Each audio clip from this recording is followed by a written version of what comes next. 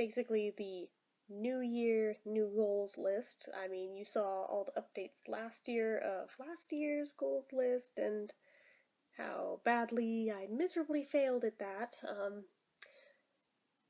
Truth be told, a lot of this year's list is recycled stuff from that list, but I didn't bring over all of it, but I did bring over a lot of it, and I did add some new things to it. So, I mean, this is totally skippable for those of you who don't give a shit, but mostly for my own sake and feeling accountable to things, I'm throwing it out there anyway. So, anyway, without further ado, the 2016 goals list. First one on it. Whoa, I also realized weirdly, even though I wrote it with this pen, which is very much purple, it's just me, or does it look blue in this lighting? Maybe it's just me. I know for a fact it's purple, because during the day it looks purple, but right now it looks blue. Anyway, as I was saying, first thing on here is seriously clean the room. For real. Enough said, yeah, it's just bad. But to be fair, I started a little bit already on it.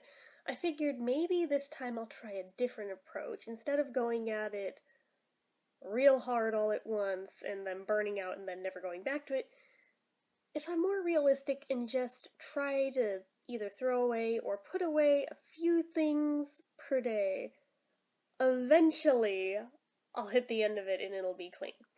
So I started today by getting rid of soda cans that needed to go out, brought down glasses that needed to go down to the kitchen, and threw away some junk that was on my bedside table.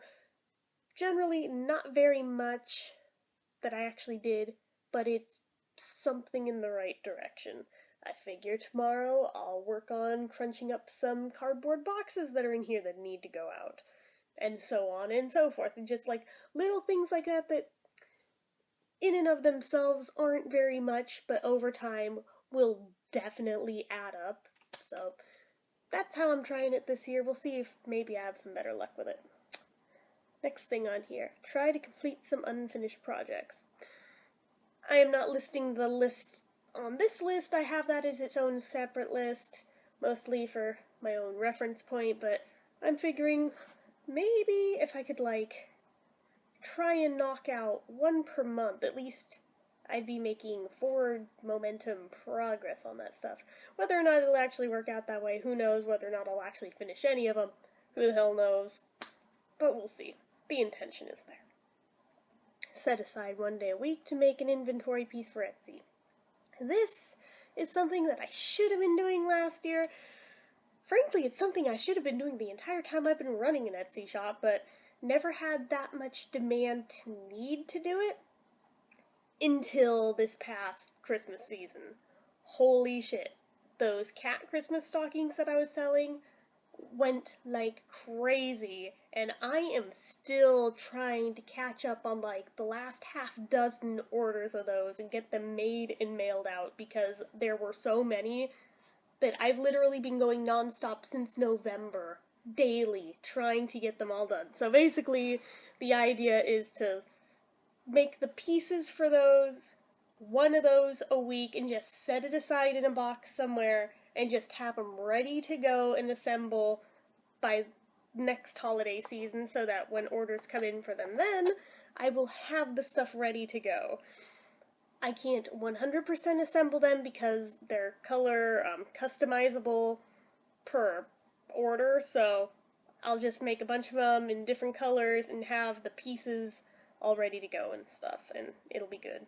And I'll probably see if I can get some of my Nez hats made and set aside, get some Doctor Who scarves made and set aside. You know, the more time-consuming items, have some of them on hand so that I won't get nearly as swamped this year, because I'll have a bunch ready to go, and then there won't be the horrible waiting periods there were this year, because it got ridiculous. Holy shit, I cannot even tell you how insane it got. Well, I guess I can, because I just told you that I'm still catching up on orders from frigging November, and still everything since November, too. There's a ton. It's not just the cat stocking orders, there's other items too that I still need to make and get mailed out, but anyway. Let's see. also get established on Store Envy, mostly because I found out that their site is free. So I'm like, well, I don't want to relist everything over there, but for things like the perler bead items, I feel like could be worth my while to try and do it over there where it's not such a saturated market and where it's free to list them. I mean, there's still the seller fees, like when they sell, but ultimately, I'm like, yeah, it doesn't have as much exposure like Etsy does in having things found, but if I do my own self-promo like I do anyway, it could work. Worst case scenario, they don't sell. Ooh, wow, terrible. Since it's generally going to be stuff that I already have listed on Etsy too, I'm mostly viewing it as another avenue to also bring in further income. So, there's that. And the other point of starting a Store Envy shop would be the items that I can't sell on Etsy, like Disney-themed things, which are a big no-no. You cannot sell those on Etsy. Like, I know a bunch of people try to, and they get away with it for a little while, but eventually the Disney lawyers come after them and shut down their shops. That's why I don't list any Disney stuff on mine. I would love to make Disney stuff, but yeah, I'm not willing to lose my shop over it. But on Store Envy, it's not a big enough site, at least currently, for them to go after people, so I'll probably be listing stuff like that over there, like the Elsa hats and things I'll probably list over there. And I'll probably relist them on eBay as well. I was doing that for a while, and then I got complacent about it, since after so and so many months, if nobody buys a thing, you have to relist it, and I kind of forgot to relist them, so yeah. Anyway, I'm babbling. Next thing on here is probably the loftiest goal on this list, and in reality probably won't happen, but if I can pull it off, I'd be very proud of myself. Publish a book.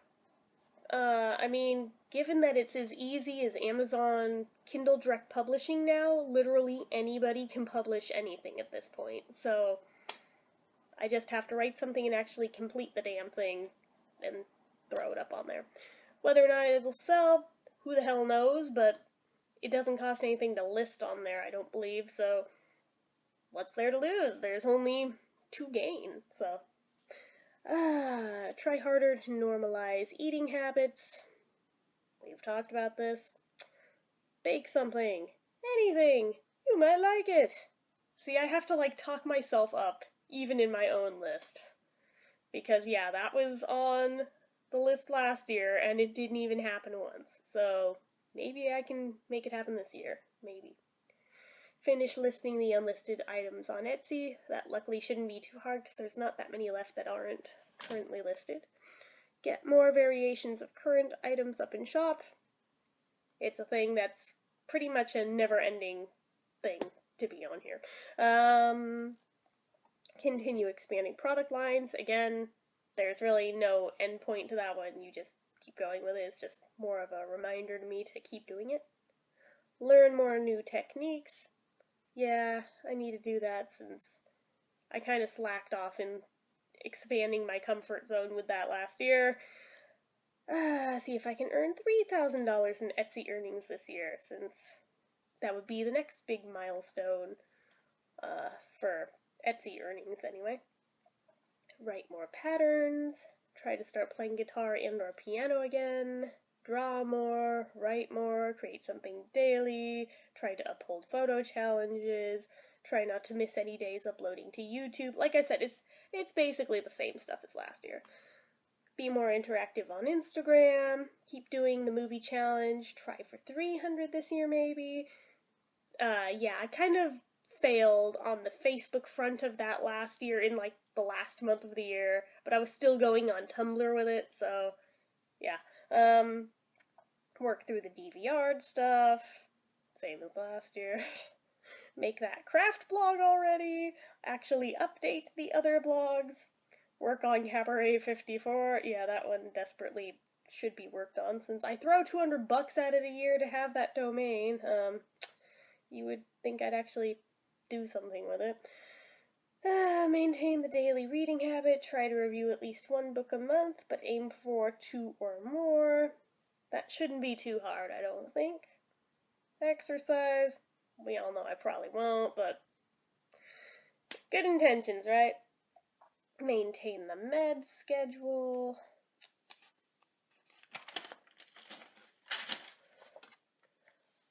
Go back to drinking at least 1 bottle of water and 1 cup of tea a day. I'm currently working on the bottle of water as we speak, but I still need to do the cup of tea. Really need to sort all those beads. Yeah, they're still sitting there in the bin, untouched. Keep working on communication skills, work harder on anxiety control, try again to double current savings, $5,000 maybe, keep making time for gaming, improve organization, and try to list at least 1 new item every month on Etsy.